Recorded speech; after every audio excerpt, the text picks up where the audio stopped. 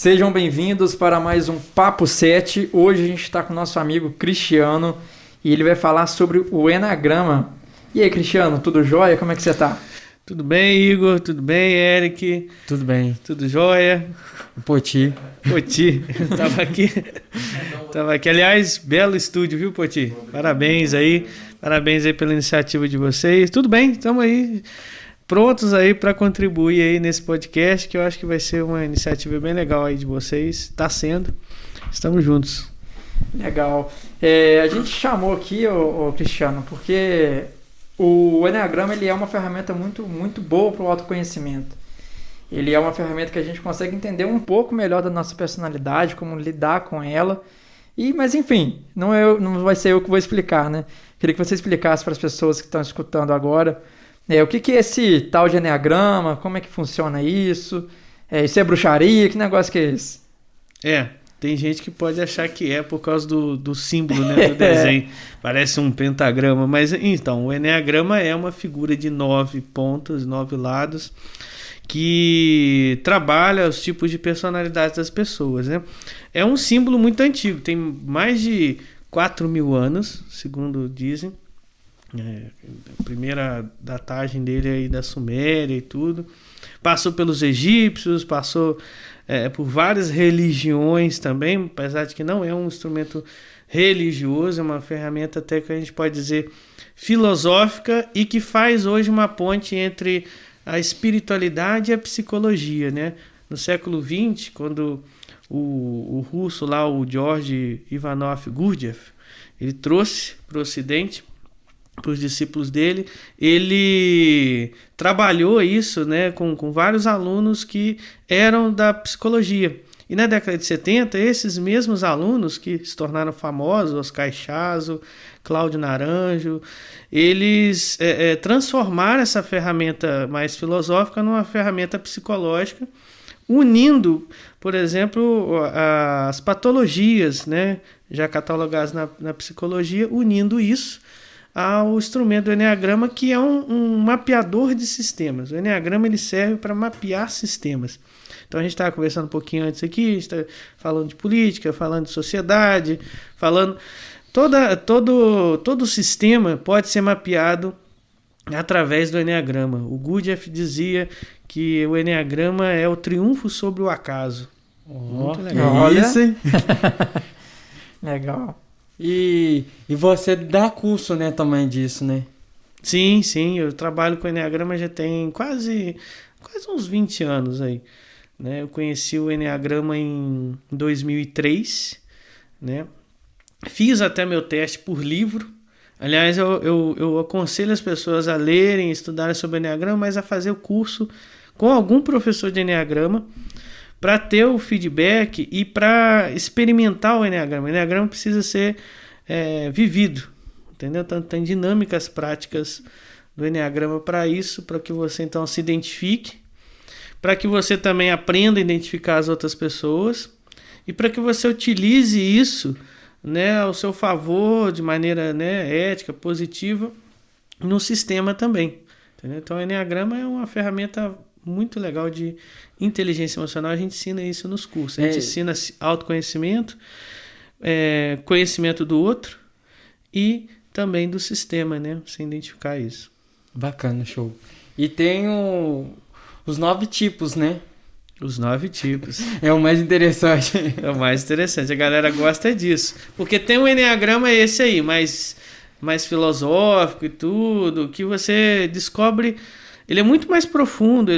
Até o Gurdjieff chamava isso de quarto caminho. Tem o caminho do senso comum, o caminho da ciência, o caminho emocional, né, das religiões também. O quarto caminho é o caminho que é até meio esotérico. Esotérico no sentido assim, de oculto. Então ele usava muito a ferramenta do Eneagrama nessa linha, que é mais abrangente, mas a galera, na década de 70, quando trouxe o Eneagrama para a psicologia, né, ficou focada nos 9 tipos de personalidade. Mas é só uma coisa que você pode fazer com o Eneagrama, ver as personalidades das pessoas. Mas é isso que é o mais famoso, os 9 tipos. Então é um sistema basicamente que ele vai falar, vai dividir comportamento, personalidade, entre outras coisas, em 9 subgrupos, assim, 9 padrões de personalidade ou de comportamento. Basicamente seria isso, né? Eu vou usar uma palavra técnica aqui, não sei se pode, mas é muito claro. foda. Sabe? É uma palavra que não sei se todo mundo sabe o significado, né? Então, assim, é uma ferramenta muito, muito poderosa, porque, assim, você tem na psicologia hoje, negócio de tipologias, você tem várias escolas. Você tem o Jung tem uma escola lá das 4 funções, né? Pensamento, sentimento, sensação e intuição, que ele transforma isso em introvertido, extrovertido, então dá 8 tipos, né? Depois vem outra metodologia do casal aí, do Myers-Briggs, que é o MBTI, que eles transformaram em 16, não pegou, então deu mais uma dobrada no negócio. E você tem, muito famoso hoje em dia, o quaternário, né? Esse quaternário dessas 4 funções aí que eu falei do Jung, esse quaternário está muito famoso aí no DISC. Então você tem um que é mais racional, outro é mais emocional, outro mais prático e outro mais intuitivo, né? Ou seja, viaja na maionese. O DISC... Eu tô longe. Eu fico tentando sempre ligar com a música, entendeu? E tudo que você tá falando já tem a ligação. Tem um outro negócio, um outro sistema até que a gente usa no coach. Aliás, o coach é outro papo, né? Mas que é o sistema do format. Até a palavrinha é um trocadilho, né? De formato em inglês e for de 4 tipos de perguntas que você faz. São perguntas direcionadas a personalidades. Então, por exemplo, você tem uma personalidade que é mais porquê, why, né? Que é mais emocional. Então, a pessoa que está me escutando agora, se ela é mais emocional, ela fica assim, por que eu tenho que escutar isso? Uai, é o mineiro, né? Uai. O mineiro vem daí. What, né? O que é a pessoa mais racional. Do que se trata isso? Ela está perguntando aqui, né, ouvindo esse podcast e querendo saber o que é isso, né? Você tem a pessoa mais how, mais como é que eu faço? Isso aí serve o que na prática para mim? São as pessoas mais ativas ali, né? Pragmáticas, isso. Legal. E você tem as pessoas what if, e se? Que é as que ficam viajando. E se um alienígena chegasse na Terra, que tipo que ele é? Eu me identifico bastante com essa. É aquele meio, né, viajandão mesmo. Então você tem essas 4 funções, mas o Eneagrama não passa por aí. É interessante, o Eneagrama trabalha a tríade, né, que é pensamento, sentimento e prática. Uhum.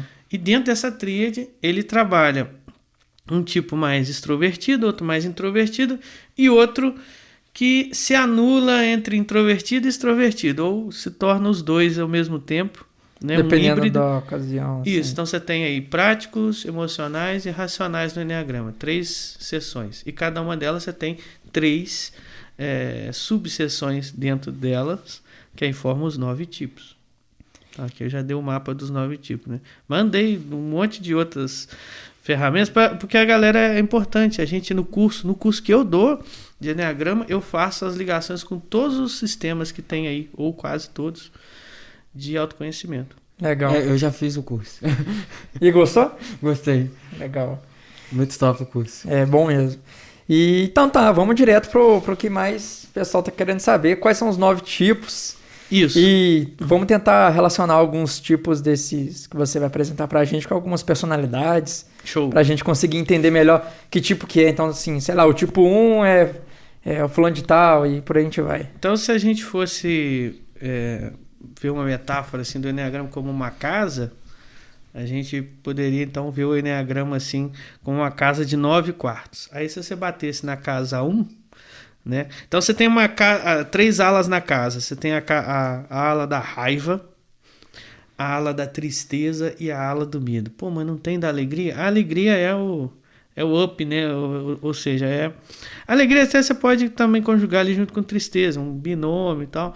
Mas essas 3 assim caracterizam os tipos mais práticos, a raiva, os mais emocionais, a tristeza / alegria, e os tipos mais da mente, né? Os mais racionais, o medo. Tá muito interessante. Então você vai imaginar essa casa. Então se a gente for... vou começar na ordem, porque a galera gosta da coisa sequencial, de 1 a 9. Mas eu não sou muito sequencial, não. Eu sou mais papo 7. Mas dentro da sequência, então vou lá. O 1. O 1 ele tá na casa da raiva, prática. É a raiva introvertida, é a raiva para dentro. Uhum. E aí então o 1 é o chamado... Um dos muitos apelidos que se dá para esse tipo... É o perfeccionista. É aquela pessoa que, né, só vê um jeito das coisas serem certas, o dela.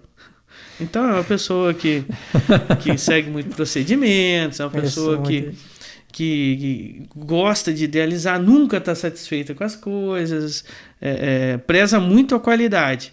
Porém, assim, está sempre descontando no sentido assim, podia ser melhor. Nunca... vibra ou comemora mesmo alguma coisa, porque tá sempre ali naquela busca eterna de perfeição que não chega nunca, né? O perfeccionista é assim. Então o tipo 1 é o primeiro. Cada tipo tem um vício ligado a ele. Então o 1 é a própria raiva. É a própria raiva. Porque se ela não consegue aquela perfeição, ela se irrita, ela é inconformada com as coisas. A pessoa inconformada com o mundo, não pode ser assim. Que é um traço até legal do empreendedor, mas no caso dela não, é muito pela estética, sabe? Ela é inconformada, então tipo assim...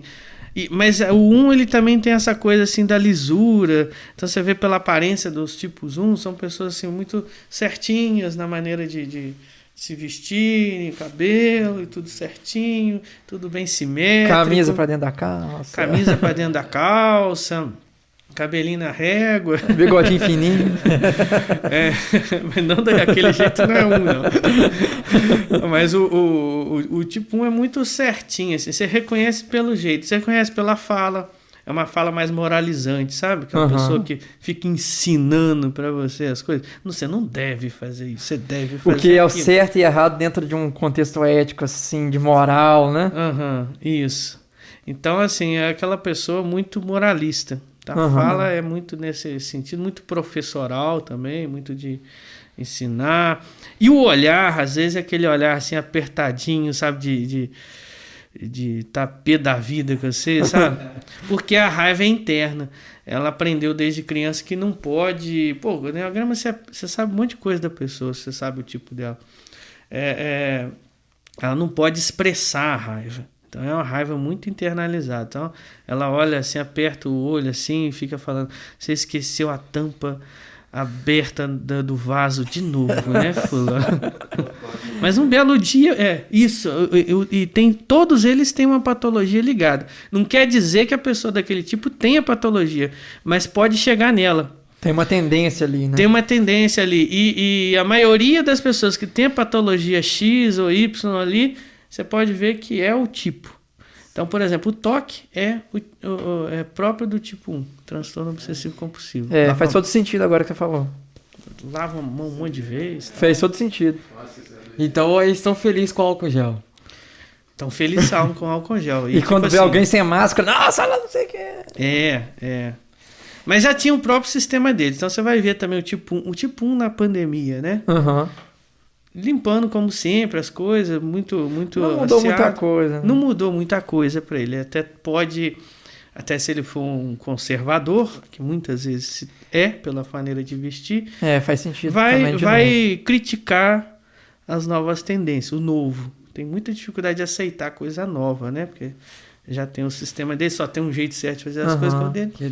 Então é isso. Assim, mas o tipo 1 na pandemia tá muito focado nisso ainda, né? Na limpeza, na rotina da casa e por aí vai. É uma postura mais conservadora. E qual personalidade você conseguiria atribuir? Tem tipos uns progressistas também. Tem tipos uns progressistas também. Mas aí... Você não precisa entrar em política, que eu sei que é polêmico. Pode ser, às vezes, um personagem. Não, política eu não julgo. Eu só observo e percebo ali, tem essa característica, aquela outra característica. Eu gosto de tudo e não abraço nenhuma delas. Não, mas gosto, mas acho interessante coisas em cada uma das tendências, né? Não vou entrar em nada polêmico, não. Pode ficar tranquilo. Mas, vamos lá, 2...